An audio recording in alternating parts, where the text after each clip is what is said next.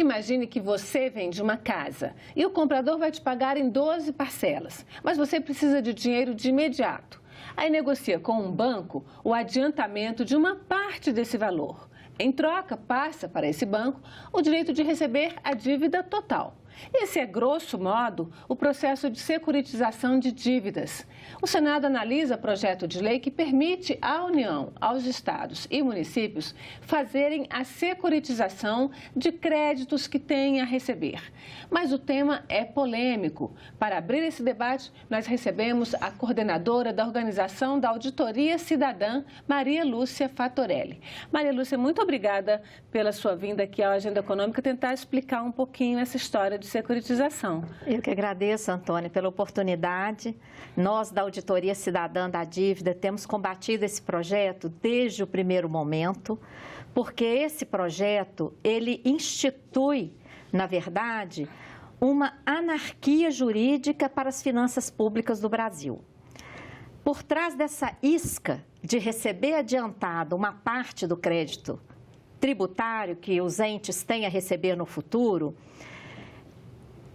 esses entes acabam abrindo mão da arrecadação que eles têm a receber. Então, vamos explicar isso um pouquinho.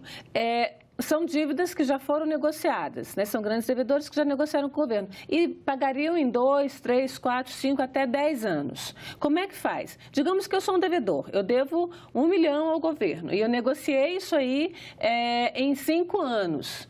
Aí o governo, então, vai securitizar essa minha dívida. Eu vou pagar quem e quanto o governo vai receber?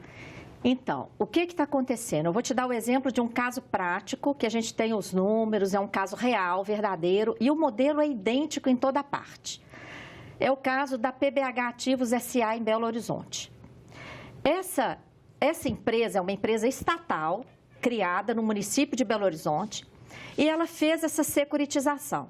De cara, ela recebeu adiantado 200 milhões de reais. E, em troca desses 200 milhões de reais, ela cedeu o fluxo da arrecadação dos créditos tributários vindouros, parcelados. Que era quanto? 880 milhões de reais. Então, ela tinha 880 milhões para receber, recebeu dos bancos 200 milhões e o restante ficou para os bancos. Ficou como se fosse um juro desse adiantamento de 200 milhões.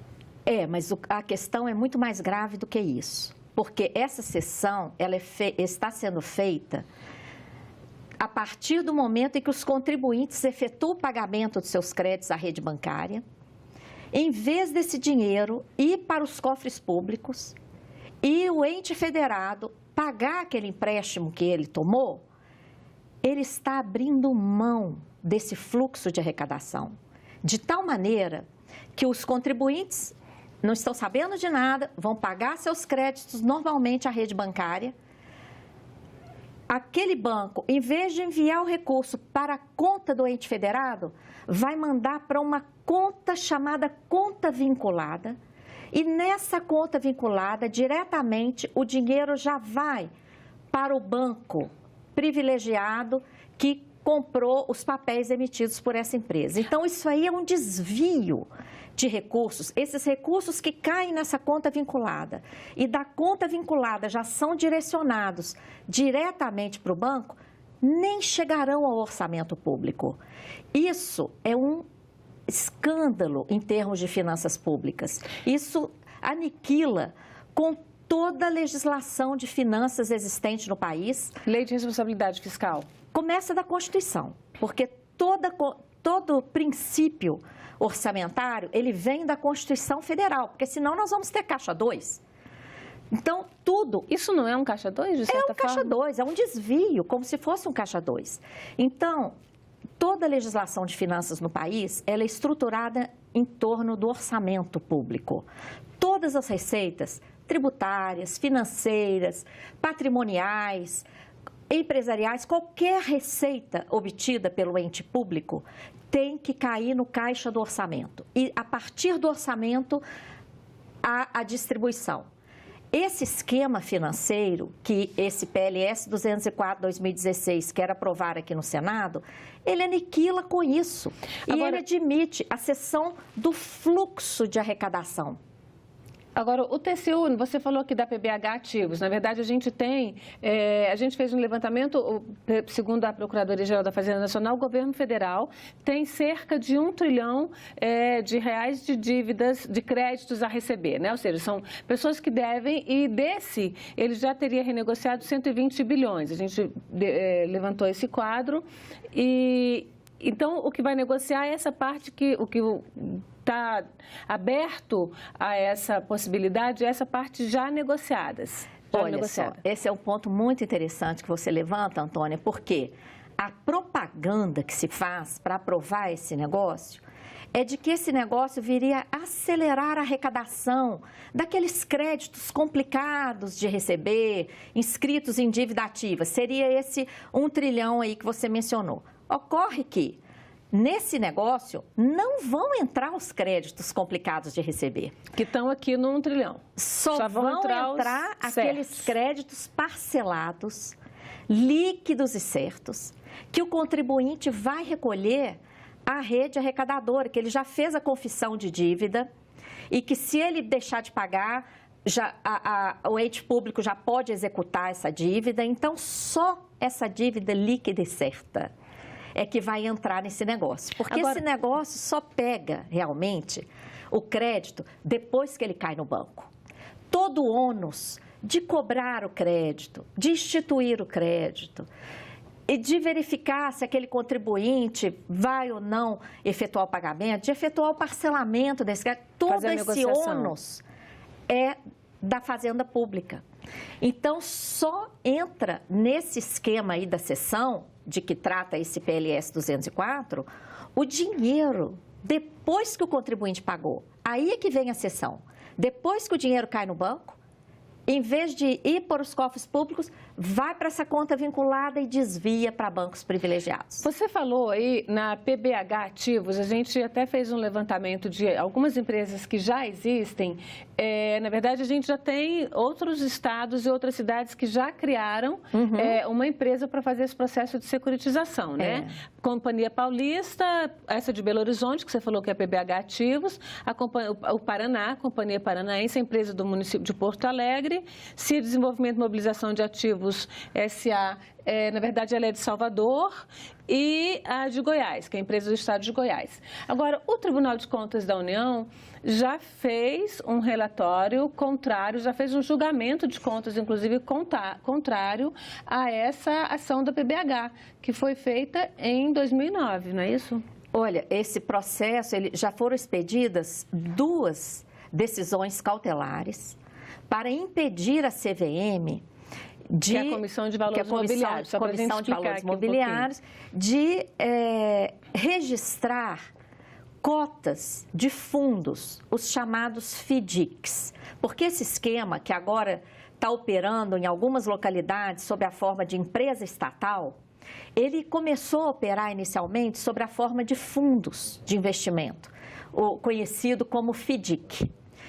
Esse FDIC é que foi objeto de análise pelo TCU, foram 2 decisões cautelares que impediram o funcionamento, bloqueando o registro das cotas desses fundos na CVM.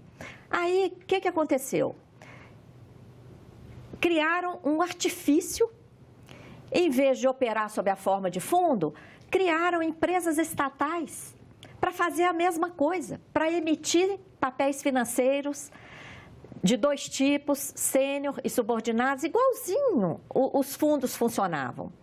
E, absurdamente, a CVM, a Comissão de Valores Mobiliários, que é obrigada a registrar todo o papel ofertado de forma pública no país, isso está numa lei do mercado de capitais, lei 6385, essa lei, lá no artigo 19, diz que a CVM tem que registrar toda a oferta pública. Ela diz que nenhuma oferta pública pode deixar de ser registrada. O que a própria CVM fez? Se autoeximiu de registrar. Por quê? Papéis que sejam ofertados com o que eles chamam de esforços restritos. É um jargão de mercado que quer dizer, nenhum de nós vai ficar sabendo dessa oferta. Só aquela panelinha do mercado financeiro, dos grandes bancos e grandes mega investidores é que ficarão sabendo desse negócio. Mas esses papéis, eles são legais? Existe alguma lei que regulamenta esses papéis? Então, há uma falha grave aí, porque a lei é muito clara. A Lei 6385, lá no artigo 19, diz: nenhuma emissão de oferta pública deixará de ser registrada na CVM. E depois a CVM falou, se a oferta pública for com esforços restritos, não vai ser registrada. Então, assim, ela mesma cria uma norma interna que fere o texto da lei. Não é? Isso é altamente questionável. Agora, explica um pouquinho melhor, quer dizer, qual é a necessidade, por que está sendo votado esse projeto, existe esse projeto de lei aqui, para regular essas companhias, se elas já foram criadas? Então, essa pergunta é muito interessante, Antônia, porque esse esquema é um esquema financeiro gravíssimo. Esse esquema financeiro, ele é semelhante ao que atuou na Europa. Eu tive a honra de participar da auditoria da dívida na Grécia e esse esquema é muito parecido com o esquema financeiro que atuou lá. Só para a gente explicar um pouquinho, o projeto que está aqui, que já tem um relatório, né, que é o relatório do senador Melo Jucá, ele iguala a securitização de créditos com venda de patrimônio público, é como se fosse uma privatização de uma empresa pública. Você está privatizando, está vendendo um crédito que você tem a receber, a gente fala em venda de dívida, mas é venda de crédito, na verdade, né?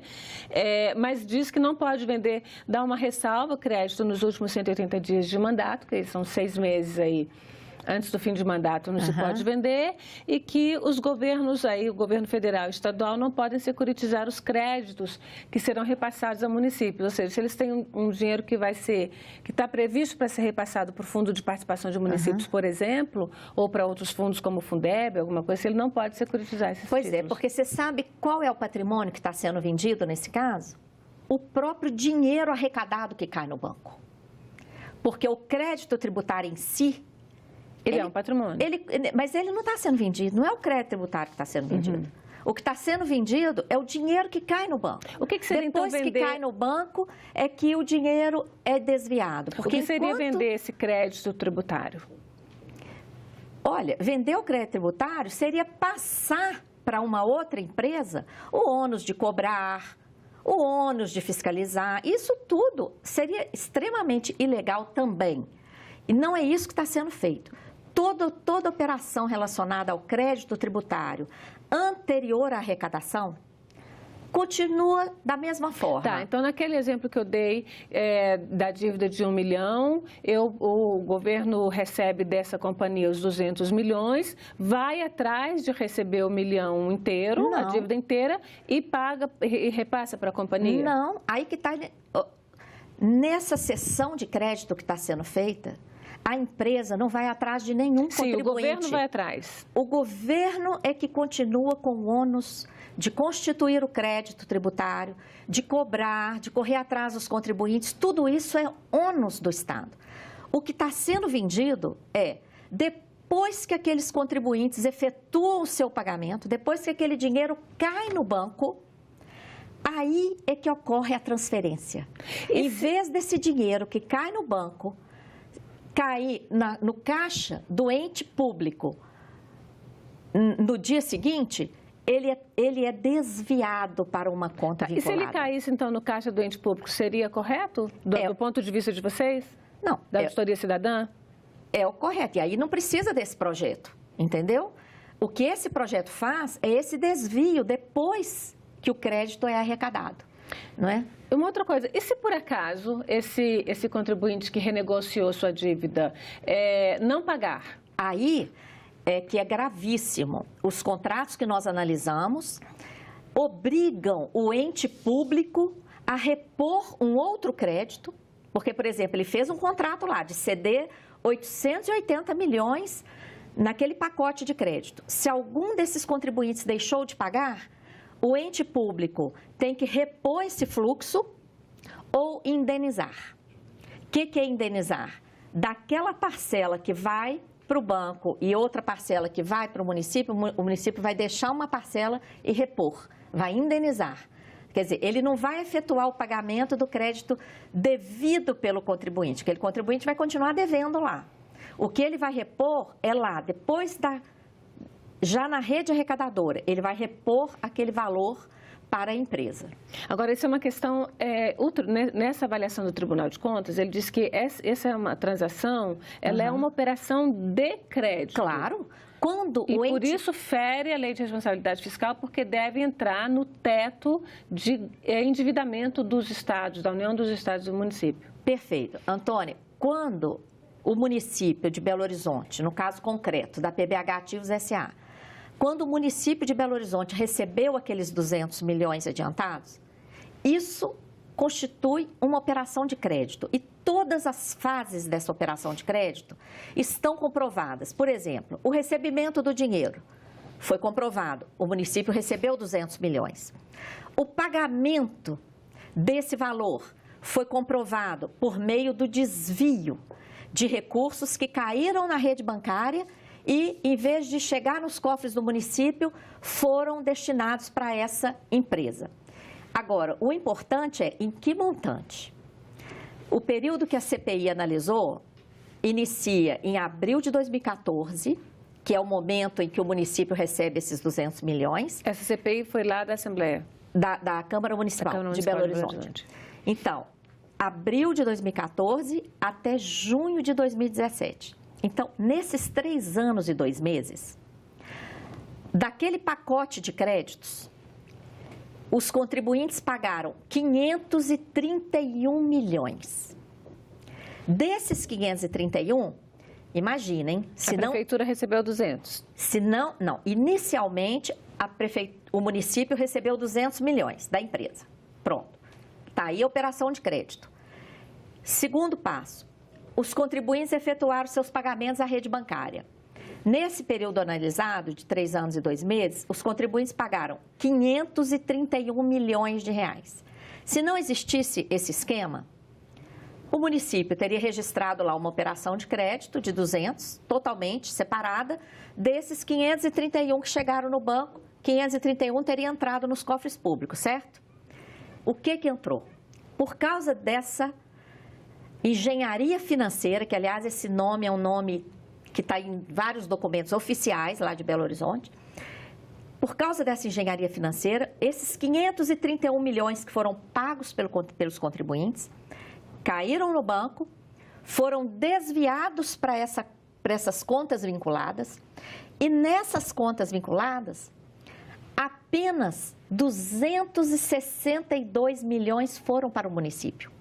270 milhões foram direto para o Banco BTG Pactual e uns 30 e poucos milhões ficaram para a própria empresa. Explica um pouquinho aí.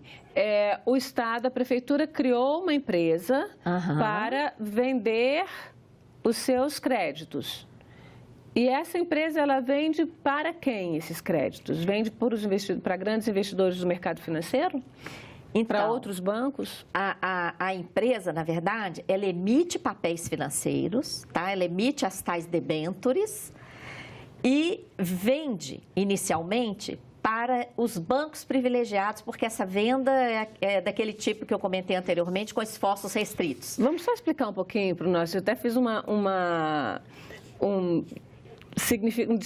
mini dicionário, para a gente explicar o que é debênture, porque tem alguns termos que a gente fala que são tão pouco conhecidos do cidadão comum. Isso. A gente ouve muito falar de debênture, mas para a gente ter claro do que é uma debênture. É um título de crédito ao portador que representa uma dívida garantida pelo patrimônio, ou seja, é um título de uma dívida do governo que você tem, é como se você tivesse emprestado um dinheiro para o governo, ele te dá esse papel e diz, olha, eu te devo isso aqui e eu te dou garantia de que vou te pagar. É isso. Só que o governo é proibido de emitir debêntures. Quem emite debênture são as empresas. Então, nesse caso, a PBH Ativos S.A. emitiu debêntures, emitiu 230 milhões de debêntures, oferecendo um juro estratosférico de IPCA mais 11%, Isso lá em 2014 para 2015, que o IPCA chegou em quase 12% ou até mais, isso dá quase 23% ao ano, porque esse rendimento ele é acumulativo mês a mês. Então, ela emitiu 230 milhões. Vendeu dessa forma com esforços restritos. Quem cuidou, quem coordenou toda essa operação foi o próprio Banco BTG Pactual.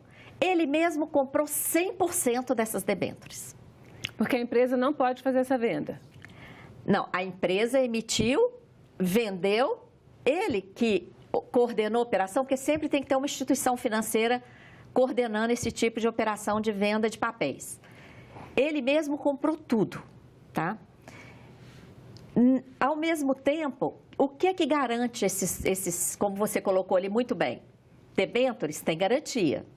Qual é a garantia nesse caso? Não é dada pela empresa, a garantia é dada pelo município.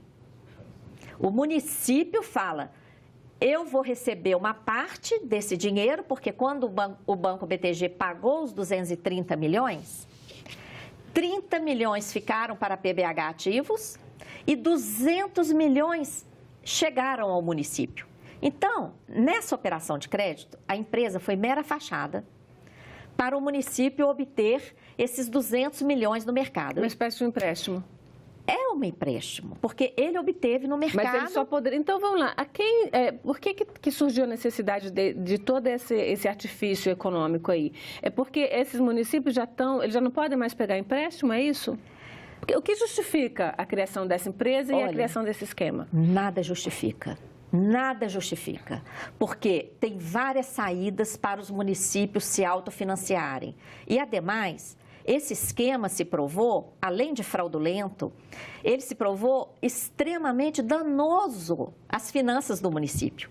Se ele não existisse, nesse período que nós analisamos, o município teria recebido aqueles 531 milhões que os contribuintes pagaram. O que o município recebeu? Aqueles 200 milhões adiantados e depois mais 262 apenas. Isso dá 462. O município teve um prejuízo de quase 70 milhões de reais. Então, essa operação, além dela se mostrar uma farsa para uma operação de crédito não autorizada, irresponsável. Por que existe todas essas regras para operação de crédito? Porque tem que ter um limite, tem que ter um controle. Senão, não vai dar conta de pagar, não vai ter controle de onde vai ser aplicado o recurso. Então, por isso é que tem várias regras para operação de crédito. Tudo isso foi jogado no lixo, porque essa operação de crédito é totalmente disfarçada. Até o PLS fala que não é operação de crédito.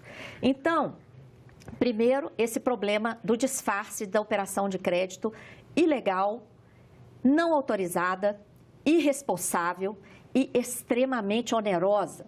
Segundo, o risco, porque com essa história de ceder o produto da arrecadação, porque é isso que está sendo cedido, o município perdeu o controle da arrecadação. Porque quando ele cede para aquelas contas vinculadas, ele não tem nem acesso a elas. Quem vai ter acesso a essas contas vinculadas é o debenturista, que no caso é o BTG Pactual. Ele não pode se programar seu orçamento futuro, é isso? Não pode, ele compromete a arrecadação atual, a arrecadação futura, e além de ser um escândalo em relação a todas as normas de finanças do país, porque admite um pagamento por fora, ainda na rede arrecadadora, de recursos que sequer alcançarão os cofres públicos, sequer farão parte do orçamento. E isso é assim porque aquela operação de crédito é uma farsa. Todo mundo quer dizer que não foi operação de crédito, mas foi. Então, o seu pagamento também é de forma falseada, por fora. É como se fosse, então, de certa forma, um caixa 2. Com certeza. Bom, Maria Lúcia, muito obrigada pela sua presença aqui na Agenda Econômica. Espero que a gente tenha conseguido esclarecer um pouquinho essa questão da securitização de créditos públicos e certamente esse assunto vai ser tema de outras entrevistas e de outros debates aqui na Agenda Econômica. Agradeço a você, telespectador, que nos acompanhou até aqui. Se quiser rever este programa ou indicar para alguém, acesse nossa página na internet, senado.leg.br/TV. Mande seus comentários e sugestões pelo telefone 0800 61 2211. Até a próxima Agenda Econômica.